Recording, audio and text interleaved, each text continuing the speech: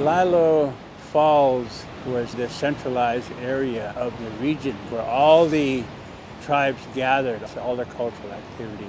It was a huge business industry here of the tribes.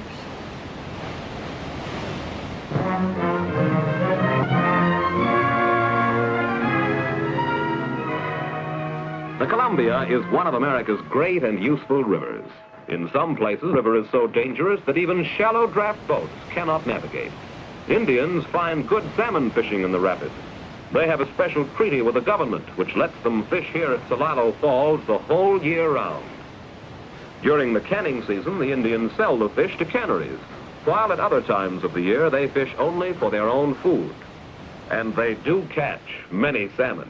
I think there was a channel that came up in here, and then the falls, and then the islands were out there as well. And then they had cable cars that connected the islands that the fishermen rode across on and then fished over there. It's hard to tell. You have to remember the bridge down there was kind of the marker.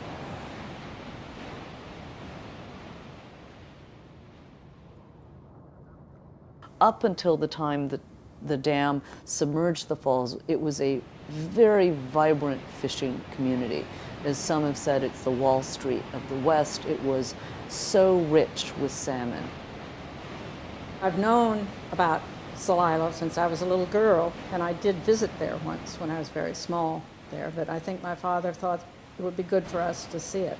And I was really overwhelmed with the sound of the water and the foam and people scurrying around. So it's left a strong image in my mind. It's been incredible finding these documents, whether it's Linda's Indian Home or Come Join Our Salmon Feast, which were these sort of stories written in the 50s, all centered around Celilo.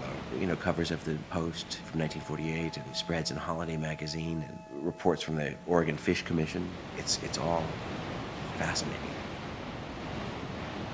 I fished several places, falls, out on the islands. I'd go down, feel for them. I'd come up lower, higher, feel for them, or go back down. And that's the way I would keep pulling them out. I got good at it. And there were what you call hanging scaffolds. Guys are close to the water and set nets or dip nets. That is actually an industry. That's a business there that had been built, structured. New dams must be built, or America's vital electro-industries will fail to develop or be forced to go abroad for their power. Industry we can ill afford to lose. If we are to control the restless Columbia, we must first develop it. Develop it for all its values. Bonneville and Grand Coulee are only the beginning. 10 million horsepower of new energy swiftly can be harnessed on America's mightiest stream. I was, 18, 19 years old. Didn't really understand the politics of the Celilo Falls and the dams and the inundation. I forgot about Celilo, and so I was here in the 50s when the dam was being constructed, and I don't remember one person saying anything about what this new dam was going to do to the Columbia River and what the loss was. Some remember it disappearing as the water level of the Dalles Dam took it over and submerged it.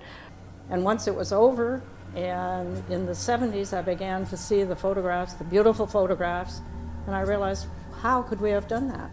Basically, anybody who was born after 1957 probably doesn't really know anything about Celilo Falls.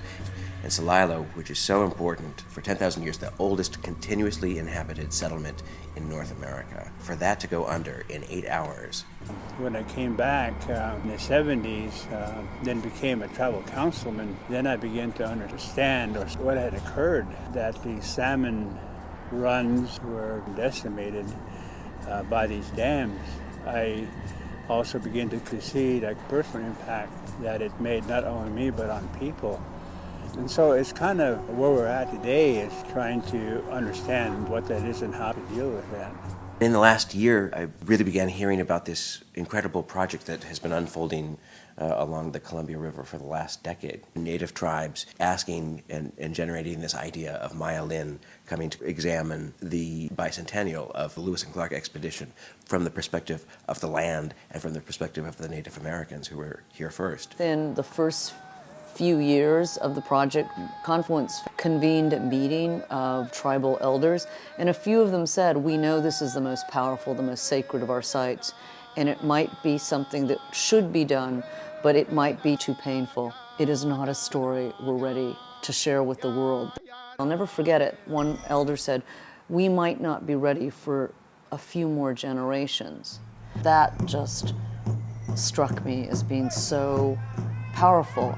And with that, I stepped way back. If they're not ready, then we wait.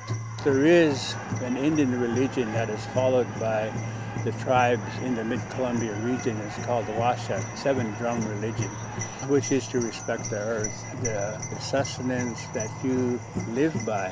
Salmon and water are a big part of that subsistence of tribes. They've always depended upon them. The fish runs came annually, and that's what took them through the years. And they understand that without respecting the earth, you don't get that. And the longhouse that you see over here, right now, they're getting ready for the spring runs. They'll catch a salmon, and they will bring it to the longhouse, bless it, and then have the feast, thanking the maker, the Hanyawat, for taking care of the people, of giving them this food. Celilo is that place. Then we finished Cape Disappointment and Sandy River, and as we began to build, a few of the tribes approached Confluence and said, we are ready. We'd love it if Celilo Falls would be something that the Confluence Project could focus on. And we thought when all the projects are completed, we would come back here, we would celebrate the completion of all the Confluence projects. For them to call back and ask us to think about it was really incredible for me. And I would not have done this otherwise, because I would in no way want to disrespect. We decided we better go up and see what Celilo Falls looked like, and we were aghast. There was nothing. There was flat water, Lake Celilo, but there was no real mention of the culture and the people that had lived there.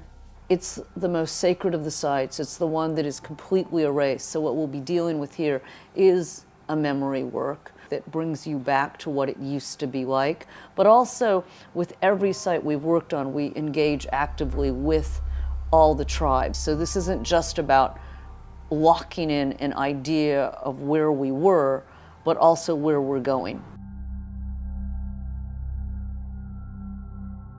My first instinct was to do something that was telling a story. So the idea of creating an arc, a journey, a story you can walk and it will unfold. Early on, I thought of projecting something out to the water. I think Bobby Connor said at one point, take a look at some of the early photographs of the fishing ramps that went out over the falls. The images I then started researching about these fishing plinths that went out led to this simple arc that would both tell the story but also be very much inspired by the wooden fishing platforms of the tribes that used to come here. You still have a working park. We can do a lot of what we've achieved at some of our other sites like Cape Disappointment and Sandy River Delta, reduce the parking by half to begin to give people a stronger connection to the environment that we can restore back to native grasses. You can either go to the right, and whether you're windsurfing, whether you're picnicking, that will still very much be a part of the park. But if you continue and you follow the tree line, you'll be met with a plaza. One step down from the parking with a buffer of trees behind it, and you'll step through these rocks, boulders that have been water worn and rolled. In many of the descriptions of the falls, it's not just the water, but it's these enormous rocks that became a part of the identity of the place. We're actually exploring cutting a very large one open, and within it having the last recording of the sound of what the falls were. Within the entry plaza, there will be room for multimedia, so we'll be able to show some of the early film footage that we have of it, and there'll also be a way to connect and add your memory to collect a living history of this place. And then there'll be, as a railing, the topographic relief of the riverbed. This is all still underwater. The rocks are all there, and it'll point out where you're looking and where they are, because it wasn't just one area. The falls were a series of many, many different levels and layers of compression and then expansion. And so we want to diagram and explain what is literally hidden below the surface of the water. And within it will be a much more like a Park Service representation of the history of this place. One will focus on Native Americans, one might focus on the fish and the geology. And then you'll leave the plaza and you'll see this arc going out towards the water. And then you'll enter a protected grove.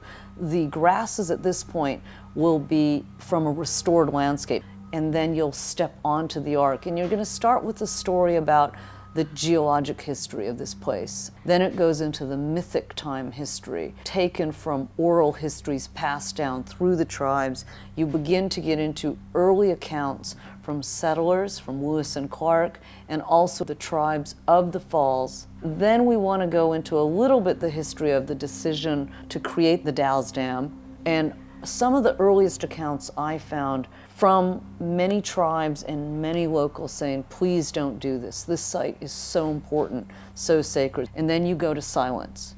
The last quote will be, the Dalles Dam was installed and it took X number of hours for the falls to have been inundated. And then it's silent until the end. And at the end, I'd love one passage, one quote, as you're turning down river and looking out, and there'll be a part of the guardrail opens up again and tells you what it used to look like or sound like from this spot. And so it becomes something that we can look at it in deep time and in time from 100 to 200 years, but we also want to connect it to people today and how they relate to the falls and what their stories, what their parents told them, what their grandparents. And this is something that I'd love to bring to different schools throughout the states and ask kids to go back and ask their parents and their grandparents, what do they remember about the Columbia River system and its tributaries?